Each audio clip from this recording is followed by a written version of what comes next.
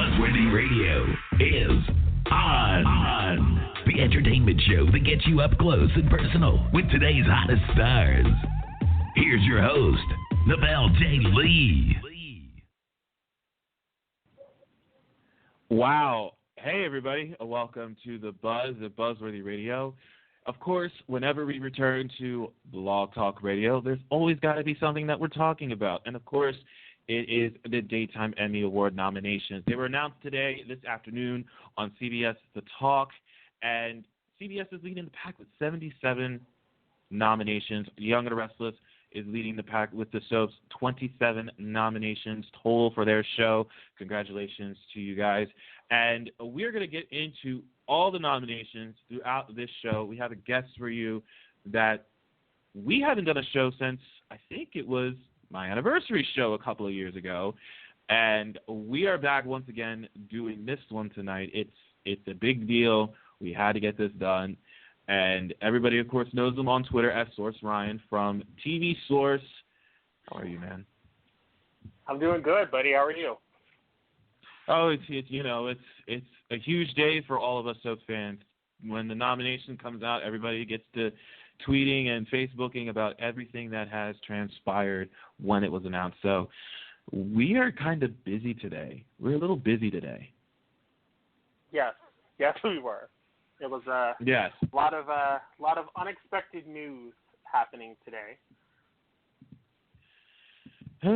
Well, of course, we're going to get into that in just a second. Of course, as I said, we're going to talk about the nominations. And anybody who wants to join in on the conversation, feel free to do so by calling in at 845-277-9433. Of course, the main thing that a lot of people are talking about right now is the fact that this year the Daytime Emmys will not be televised. Last year, after much fanfare, the awards returned to television on Pop, and it garnered so many viewers. For the network, it was the highest rated live television program on the network, and I'm sitting here right now in disbelief at the fact that it's not going to be on television. In a statement that was officially released from NATIS, the National Academy of Television Arts and Sciences president, Bob Morrow, he said after last year's critically successful daytime telecast, it is with great disappointment that NATIS announces that there will not be a broadcast for the 43rd Annual Daytime Emmys. After months of negotiations to find show sponsorship, the NATIS Executive Board has decided that the current climate for award shows prohibits the possibility of a telecast this year.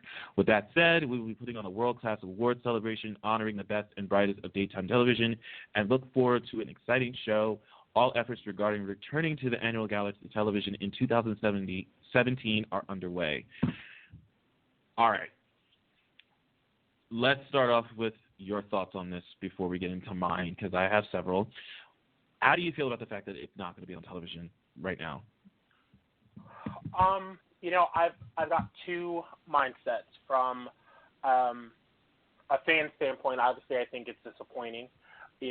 We watch, especially if you're a soap fan, you watch every day. You're watching 20 hours of television, every single day. Well, factoring in Bold and the Beautiful, they're a half-hour show, but still. You're watching these shows every day, hours you're investing in. You may watch some of the talk shows. You want to see these actors go up there and get their award. You want to see them watch the red carpet. This is the one time a year where the stars of daytime get to be in their element, where they get to dress their best and be treated as the stars that they are. And I think it's very unfortunate that their opportunity to be showcased for millions to see isn't going to happen. I understand the business aspect of it. I understand that it's difficult to find sponsors. I understand all of that. But I just wish that there was, at least from an industry standpoint, there was a more respect that was given towards the hardworking men and women of daytime, both in front of and behind the camera, because they need to be represented too. They need to have their time and the spotlight as well. And if we can have, I swear, with primetime, there's, an award show every bloody week, in the fall and early winter. Why can't we do the same thing for daytime? Why can't there be the same amount of respect for daytime? I hope that there are alternative ways for it to be shown this year. preferably on YouTube, where it can be live streamed on a platform that can handle the traffic. But I'm sure you and I will talk about that a little bit later. Absolutely. As far as my thoughts on this, I think it's a huge slap in the face that we will not get to have this televised this year.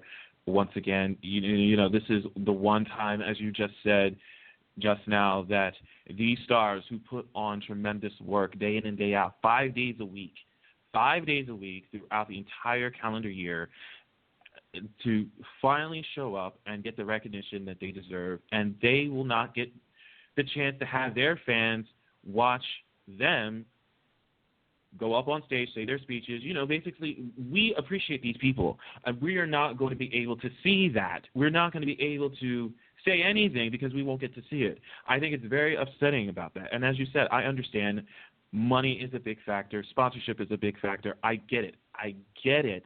But personally, if you're not going to not put a package together of clips of the actors and actresses who win their categories on the stage somehow in some way for people to see their speeches, I don't think the fans are going to be that invested. I really don't think that they're going to want to see it if there is not any way, shape, or form they can't see their favorites go up on that stage and accept the congratulations. I just don't think they're going to want to show up and show out. I don't.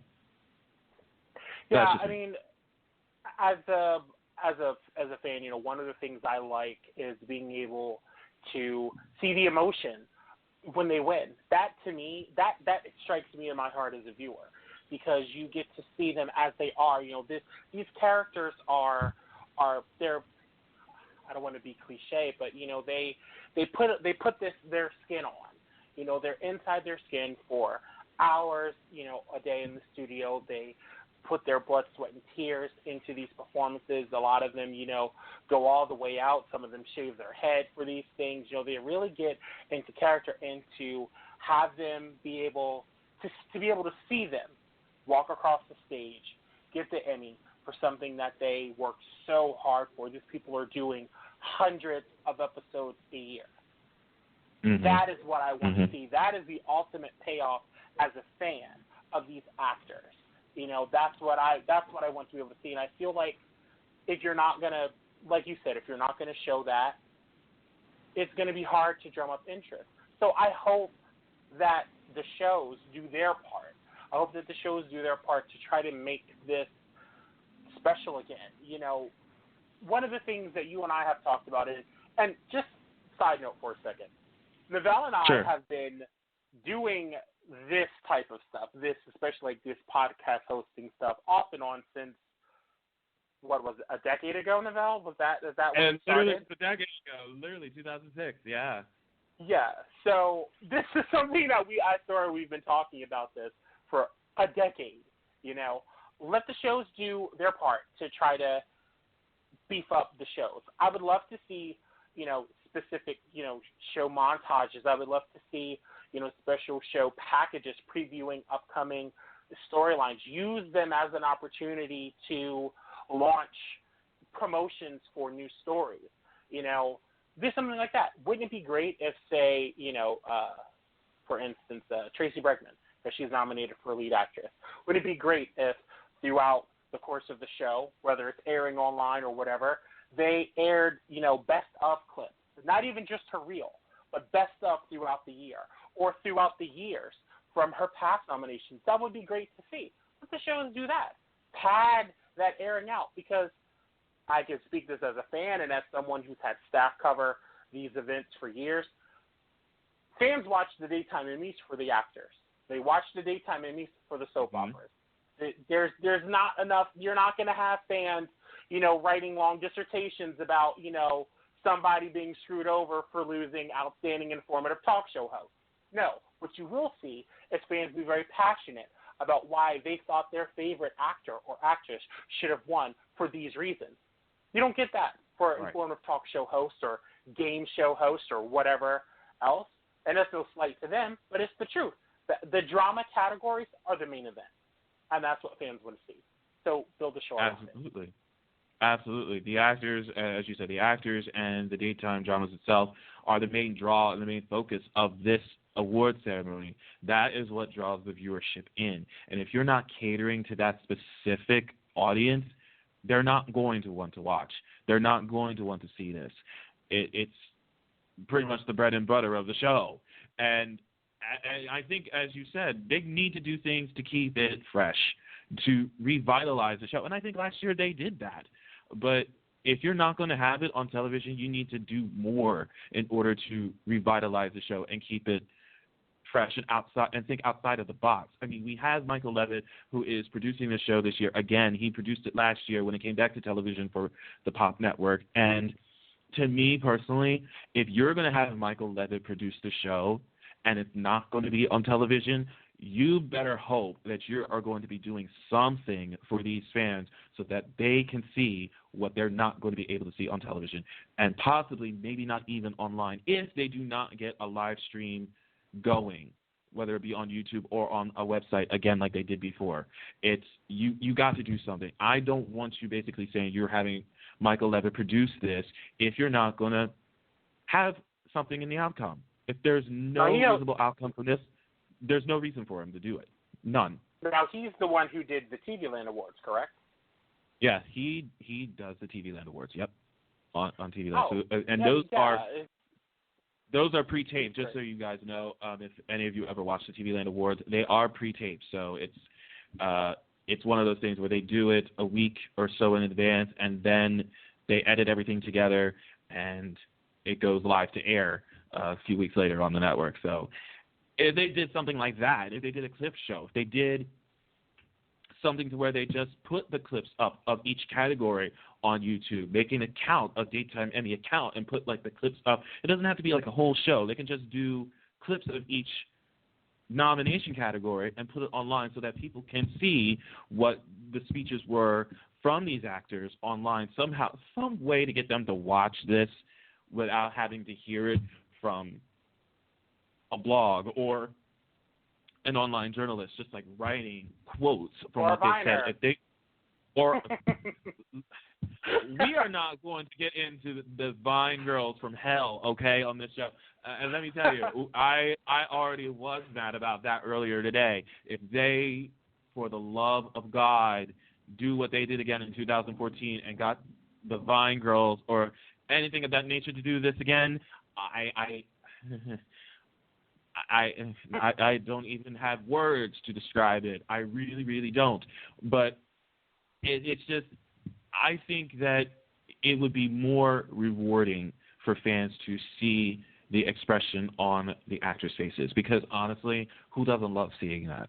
I mean, really, who doesn't? And I think what's even more disappointing is last year was one of the best shows they've had in recent memory. You know, and I think that the soap press as a collective whole, those who actually cover soaps and watch it regularly and not just because, well, you know, it's their assignment to do for the week. No shade at any of the quote-unquote mainstream outlets who get people's name wrong and continually write their names wrong in articles like Jill Farron Abbott. Goodness. Or the fact that Coe is a human being, real person, I mean, and not calling them by the actual actress's name, but you don't have to go into that. Yes, but no, last year was one of the best shows in recent memory, and so, you know, to see it not get a home this year for business reasons is really disappointing. But you know, I'm sure, you know, that Brain Trust is going to work something out. I have to hope that they're going to work something out. But what do you say, Neville? What do we get to some of the nominations? I think so. We are going to start off with Outstanding Lead Actress in a Drama Series. And the nominees in this category are Tracy Bregman from The Young and the Restless, Cassie DePaiva from Days of Our Lives, Mary Beth Evans from Days of Our Lives, and a side note, she's nominated for 2 Daytime Emmys, by the way. Two. Not just in Outstanding Lead Actress in a Drama Series. She's also nominated as Outstanding Actress in a Digital Daytime Drama Series for her role on The Bay. Good job for that. Awesome. Finola Hughes from General Hospital and My girl, Maura West. I love you. Maura West, General Hospital.